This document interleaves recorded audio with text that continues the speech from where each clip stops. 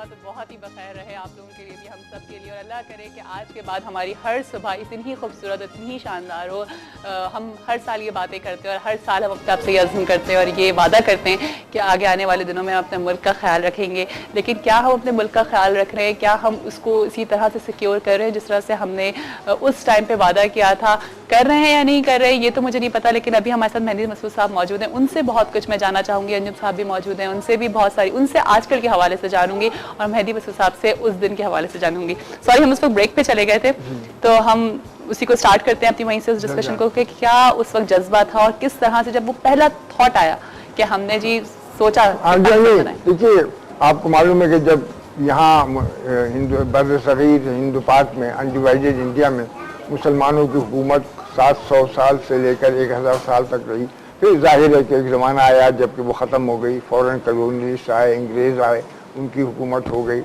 اس کے بعد جب وہ کلونیلزم کا ایرا ختم ہونے لگا تو پھر وہ جو ڈیموکریسی کا آخر سسٹم تھا، جو میجورٹی رول کا، اس کے لحاظ سے جو سوال اٹھ رہا تھا، تو وہ اس لحاظ سے مسلمان جو انڈیوائڈیڈ انڈیا میں تھے وہ مستقل اقلیت ہو رہے تھے. کیونکہ بدقسمتی سے ہندوستان میں سارا جو الیکشنز ہوتے تھے، جو پالیٹکس تھی، وہ کمیونل بیسڈ تھی. تو چونکہ مسلم مائنورٹی میں تھے تو بہت کم چانس ہوتا تھا کسی الیکشن میں ان کے الیکٹ ہونے کا، کیونکہ تو اس لیے یہ ڈیموکریسی کے بیسس پہ، جمہوریت کی بنا پر، اسی بنا پہ یہ سوچا گیا کہ جن ہندوستان کے حصوں میں مسلمان اکثریت میں ہیں، جیسے کہ ان حصوں میں جس میں ویسٹ پاکستان یا ایسٹ پاکستان تھا، وہاں کے لوگوں کو ایک الگ علیحدہ مملکت دی جائے، تاکہ، اور سب سے بڑی بات یہ ہے کہ جو کلچر سویلائزیشن جو مسلمانوں نے 1000 سال کی تاریخ میں بلڈ کیا تھا یہاں، جس میں اتنی گلوریس چیپٹرز ہیں، جس میں ایسا کنٹریبیوشن انہوں نے اپنے تہذیب، تمدن، علم، فن کی وجہ سے بر صغیر ہندو پاکستان میں کیا تھا، اس کو وہ پریزرو اور قائم کر پائیں. کیونکہ یہ تو دیکھیے آج کل، میں کسی برے اس میں نہیں کہہ رہا ہوں، جو لوگ جانتے ہیں بھارت میں، اس میں آپ کو معلوم ہے کہ وہاں جو ثقافتی یا مذہبی یا اور تمدنی جو فضا اور معاشرہ ہے، اس میں ہمارے کلچر وغیرہ کا، جس کو ہم نے پریزرو کیا تھا یا جو یہاں کر رہے ہیں، اس کا تو بہت کم عمل دخل ہے. تو یہ چیز تھی جس کی وجہ سے، لیکن یہ ایک دن میں نہیں ہوئی، یہ تو بہت صدیوں سے مسلمانوں کے ذہن میں یہ چیز پھیل رہی تھی. اور پاکستان ریزولوشن سے پہلے بہت سی پارٹیشن اسکیمز فلوٹ کی گئی تھی، لیکن پھر پاکستان ریزولوشن ہوا. اور اس میں دیکھیے قائد اعظم کی خوبی تو یہ تھی کہ جیسے ہیگل، جو دنیا کے بہت مشہور فلاسفرز میں سے ہے، اس نے کہا تھا کہ the great man of an age is one who puts into words the will of his age, who tells his age what his will is and actualizes it. کہ عظیم آدمی وہ ہوتا ہے جو اپنے زمانے کا جو خاص ان کا جو ڈیمانڈ ہوتی ہے، جو اپنے زمانے کی تھنکنگ ہوتی ہے، جو اپنے زمانے کی کہ وہ اس کو وہ الفاظ پہنا دیتا ہے اور وہ اس کو ایک ڈائریکشن، ایک سمت دیتا ہے. تو قائد اعظم نے یہ سینس کیا کہ ہم لوگ مسلمان جو تھے بر صغیر پاکستان، وہ اس اسٹیج پہ تھے کہ وہ چاہتے تھے کہ جو ان کا کنٹریبیوشن تھا ہندوستان میں 1000 سال کا، اس کو کلچرل، سویلائزیشنل اور طریقے سے پریزرو کرنے کے لیے، بلڈ اپ کرنے کے لیے اپنے میجورٹی ایریاز میں ایک انڈیپینڈنٹ اسٹیٹ قائم کریں. بیسک تھنکنگ یہ تھی. ٹھیک ہے، صحیح. اچھا ایک کال بھی ہے، ذرا کال بھی لے لیتی ہوں. جی السلام علیکم. وعلیکم السلام. Hello hello. جی جی بالکل آ رہی ہے. السلام علیکم، صبح بخیر، جشن آزادی مبارک. بخیر، اور بخیر وائف کے ساتھ، آزادی کے ساتھ، آزادی کے ساتھ بہت زیادہ مبارک ہو. ہاں آپ سب سننے والوں کو، جو بھی آپ کی پوری ٹیم، آپ کی اللہ اور آپ اور آپ کے جتنے گیسٹ اور یہ پیارے سے ننھے منھے جتنے پیچھے بیٹھے ہیں، یہ ہمارا آگے کا مستقبل ہے. مستقبل ہے، بالکل مستقبل ہے. اور ان کو ہمیں بتانا چاہیے کہ انڈیپینڈنس ڈے کی اہمیت کیا ہے. اور یہ آپ نے بتانے کی بہت اچھی ایفرٹ کی ہے کہ بچوں کو یہ ویو کروانے کے لیے فلیگ دیا ہوا ہے، اور بچے ماشاءاللہ کر رہے ہیں. اور اللہ پاک ان کو، ہمارے مستقبل کے معمار ہیں، ان کو اللہ پاک کامیابیاں دے. اور آپ لوگوں کو بھی کہ آپ لوگوں نے اس تھیم کو بہت اچھی طریقے سے ہمیں دکھانے کے لیے اتنا سب کچھ کیا ہوا ہے, اتنا ریس کیا ہوا ہے. ہاں بالکل. اچھا آپ ہمارے گیسٹ سے کوئی بات کرنا چاہ رہی ہیں کیونکہ انہوں نے وہ وقت دیکھا ہوا ہے, وہ ٹائم دیکھا ہوا ہے, تو کوئی سوال اگر آپ جی میں سوال یہ پوچھنا چاہوں گی, میری صاحب جو ہیں, السلام علیکم. وعلیکم السلام. سر مجھے یہ پوچھنا تھا کہ جب آپ قائد اعظم کے جب یہ ساری ایفرٹ ہو رہی تھی ہم لوگوں کے لیے, کیوں بظاہر تو ہمیں پتا نہیں ہے کہ ہمارے لیے کتنی ایفرٹ ہوئی ہے, بٹ یہ ایفرٹ ہم ہی لوگوں کے لیے تھی. اچھا ہم لوگوں کو تو مطلب اس چیز کا بالکل آئیڈیا نہیں ہے کہ اس وقت قائد اعظم مطلب کیا کرتے تھے. ابھی ہم لوگ مطلب اگر 24 آورس میں 12 آورس کام بھی کر رہے ہوتے تو ہمیں یہ ہوتا ہے کہ بس تھک گئے ہیں اور ریسٹ چاہیے. اور آپ لوگوں نے تو مطلب وہ ٹائم دیکھا تھا جب قائد اعظم محمد علی جناح یہ ساری چیزیں کروا رہے تھے اور پوری ٹیم ورک چل رہا تھا, تو ان کو آپ نے کیسا پایا؟ مطلب بہت ہارڈ ورکر تھے جیسے ان کے قول جس طرح ان کے اقوال زرعی ہیں بالکل سیم ایز ویسے ہی تھے, کیونکہ یہ چیز آپ نے خود دیکھی ہوگی, آبزرو کی ہوگی. بالکل. دیکھیے تھینک یو جی, تھینک یو سو مچ. شکریہ. میں عرض کروں, بہت اچھا سوال ہے آپ کا. ایک تو دیکھیے یہ کہ میں اس زمانے میں طالب علم تھا, اسٹوڈنٹ تھا, اور میں نے بہت حصہ لیا, لیکن ایز این اسٹوڈنٹ ایکٹیوسٹ پورے ہم لوگوں نے پورے اپنے صوبوں میں, صوبے کے باہر اور جگہ ٹورنگ کرتے تھے پاکستان موومنٹ کے سلسلے میں. اور سب سے زیادہ, اور جیسا قائد اعظم خود مسلم اسٹوڈنٹس کو بہت پیٹرنائز کرتے تھے کیونکہ ان کا کنٹریبیوشن جانتے تھے پاکستان موومنٹ کے لیے. لیکن جو آپ کا سوال ہے وہ تو آپ اس سے سمجھ لیں کہ 7 سال کے عرصے میں دنیا کی 5th لارجسٹ اسٹیٹ کو وجود میں لانا, جبکہ کسی کے ذہن میں نہیں تھا کہ یہ کبھی ہو سکتا تھا.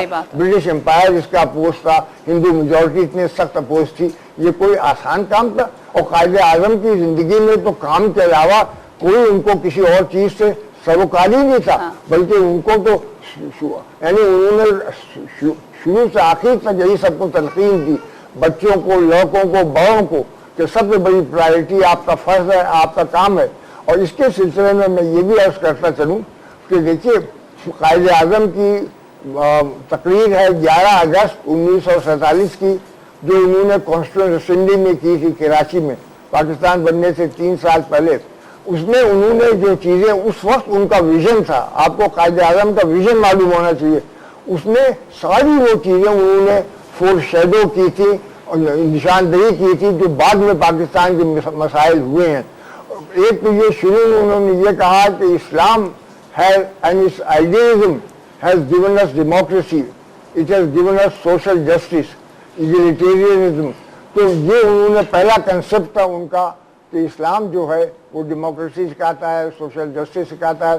اور اس لیے جو بعض وقت یہ چیز اٹھتی ہے سیکولرزم کی یا ریلیجن کی, اس کا سوال نہیں ہے کیونکہ قائد اعظم کے لحاظ سے تو اسلام میں خود وہ چیزیں موجود ہیں جو کہ مائنورٹیز کا پروٹیکشن, ویکر سیکشن کا پروٹیکشن وغیرہ وغیرہ, یہ ساری چیزیں جو لوگ سمجھتے ہیں کہ صرف ویسٹرن کریڈ یا سیکولرزم میں ہوتی ہیں, یہ ساری اسلام میں موجود ہیں.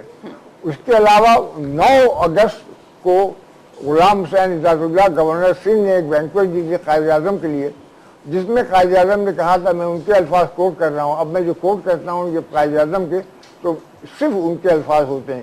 اس میں انہوں نے کہا تھا, it is not my mission to make the rich richer and the poor poorer, you must work for the welfare of the masses. دیکھیے کتنا سخت اور صاف جملہ ہے, it's not my mission to make the rich richer and the poor poorer. Pakistan کی ہر حکومت کو اس کے عوام یہ کہہ سکتے ہیں کہ صاحب قائد تو یہ کہہ چکے ہیں, تو اگر یہاں کے لوگ امیر سے امیر ہوتے ہیں اور غریب سے غریب ہوتے ہیں تو یہ تو بالکل پاکستان کے اس کے خلاف ہے. تو ایک چیز. اس کے علاوہ پھر دیکھیے قائد اعظم کی یعنی آپ ویژن کو دیکھیے کہ 1941 میں ہندوستان میں پاکستان بننے سے بہت پہلے سنسس ہوا تھا, انگریزوں نے سنسس کرایا تھا. اس میں قائد اعظم نے ہندوستان کے مسلمانوں سے کہا تھا کہ پیرا 3 میں سنسس کے جو پوچھا گیا ہے کہ تمہاری ریس کیا ہے, تمہاری ٹرائب کیا ہے, تمہاری کاسٹ کیا ہے, اس کا تم ہرگز نہ لکھو کاسٹ یا ریس یا ٹرائب, کیونکہ اسلام میں کوئی ذات پات نہیں ہوتی, تم صرف یہ لکھو کہ تم مسلمان ہو.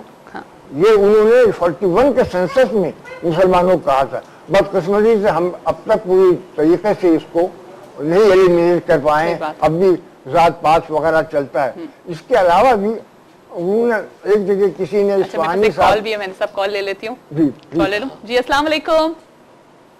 हेलो, अस्सलाम वालेकुम। अस्सलाम वालेकुम, सुबह बखैर और जश्न आज़ादी बहुत बहुत मुबारक हो आपको। बहुत मुबारक। कहते हैं ना, जीवे जीवे पाकिस्तान, जीवे जीवे जीवे पाकिस्तान। बिल्कुल बिल्कुल। कैसी हैं आप? ठीक ठाक है फरजाना साहिबा? अल्लाह का शुक्र। बहुत बहुत बहुत मुझे भी खुशखबरी मिली है कि आज आप लोगों को देख रही हूँ। इतने महीने से मैं बिल्कुल ही बहुत आती था थी, और आज सुन के इतना खुशी हो रही है। हर मुसलमान को, हर पाकिस्तान को चाहिए कि ये रंग जो है ना हमारे अपने अंदर से बोलना चाहिए। सिर्फ रंग देखने का नहीं है, हरा रंग कहना चाहिए। इसकी इज्जत और इसकी जो सुकून है ना, वो इंसान के अंदर बसी हुई होती है। और आज हमारे कहते हैं ना, पाकिस्तान में मशवरा में इतना टैलेंट है, उनको एक सही गाइडेंस नहीं मिल रही है। हर चीज है हमारे मुल्क में, कहना चाहिए हर चीज है, लेकिन उसकी कदर नहीं करते हैं और ये मुल्क से जा रहे हैं। आज के दिन सब ऐसा करे, सब दुआ करें अल्लाह ताला हमारे पास इतना मजबूत बना दे कि इसको कोई ताकत ना हिला सके। इंशाल्लाह सबको सलाम देना, सबको दुआ देना चाहती हूँ। इंशाल्लाह ताला एक दिन आएगा कि हमारा मुल्क इतना स्ट्रॉन्ग। जी अंजुम साहब, ऐसा ही होगा इंशाल्लाह। आप लोग कोशिशों में तो लगे हुए, हम सब मिलके कोशिश में। जैसे अभी मेरी साहब ने कितनी उम्दा बात की है, कायदे आज़म ने ये कहा था कि ये मेरा मिशन नहीं है पाकिस्तान बनाने का कि अमीर अमीर तर होता जाए और गरीब गरीब तर होता जाए।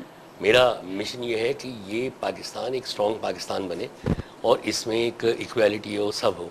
तो प्रॉब्लम ये है कि कायदे आज़म को मैं समझता हूँ कुदरत ने ज़्यादा वक्त नहीं दिया। वो खुद ही उस वक्त इतने बीमार थे जब पाकिस्तान बना, उन्हें टीबी थर्ड स्टेज डिक्लेयर हो चुकी थी और हेवी माइसिन्स लेते थे, लेकिन उन्होंने किसी को बताया नहीं, सिर्फ इसलिए कि लोग डिमोरलाइज हो जाएं। एक दो, जैसे कि मेरी साहब ने कहा कि उस वक्त बैक वक्त वो दो कुव्वतों से लड़ रहे थे, एक हिंदू मेजॉरिटी से जो नहीं चाह रही थी पाकिस्तान बने, और एक कॉलोनियल अंग्रेज जो नहीं चाह रहा था कि आज़ादी दे। एक तन्हा आदमी बैक वक्त दो जॉइंट इतने बड़े उनसे लड़ा था। इतनी सिवियर बीमारी थी, लेकिन किसी भी उन्होंने जाहिर नहीं होने दिया। अपने ज़ाती मॉलेज वगैरह से भी वादा ले लिया था कि वो इस बीमारी को आम नहीं करेंगे। इसके बावजूद भी आप ये देखिए कि एक तो उनका काम करना और उसके बाद जो मुख्तलिफ दौरे वो करते थे, कहीं आपको बीमारी से ओवरकम एक आदमी तसाहुल या कमज़ोरी में मुब्तला वो नज़र नहीं आएगा। तो ये जो कमाल की विल पावर थी, मैं समझता हूँ कि ये भी एक बहुत बड़ा एसेट था और इससे हमें सबको इस्तेफादा करना चाहिए। अंजुम रज़ी साहब ने विल पावर की बिल्कुल सही बात कही। मेन चीज़ तो यही होती है आदमी में, विल पावर। अगर ये रह गए तो कोई भी और चीज़ उसको नहीं कर सकती। अच्छा, मैं ब्रेक पे जाना एक चीज़ अर्ज कर दूँ, स्टैनली वॉलपोर्ट जो बहुत साउथ एशियन का एक्सपर्ट है, उसका जुमला बहुत मशहूर है कायदे आज़म के मुतालिक कि few people in the world have significantly altered the course of history. Fewer still have changed the map of the world. Hardly anyone has created a nation state. Jinnah did all three. Unquote. इससे बड़ा tribute, इससे बड़ी बात नहीं, इससे काबिल फख्र बात कोई हो सकती है। और ये बहुत मशहूर जुमला है उनका, बहुत बड़ा स्कॉलर है, बहुत बड़ी बात। उसने किताब लिखी है कायदे आज़म के ऊपर। उसने कायदे आज़म पे किताब लिखी, भुट्टो साहब पे लिखी, पंडित नेहरू पे लिखी, गांधी पे लिखी। जी हाँ। अच्छा, हम ब्रेक पे जाएंगे, लेकिन उससे पहले मैं चाहूंगी कि अदनान आप एक अच्छा सा मदीना नगमा, फिर हम उसी से ब्रेक पे जाएंगे। जी बच्चा, पार्टी तैयार है फ्लैक्स के लिए? जी शाबाश। चले अंजुम साहब, आपने भी ला रहा है।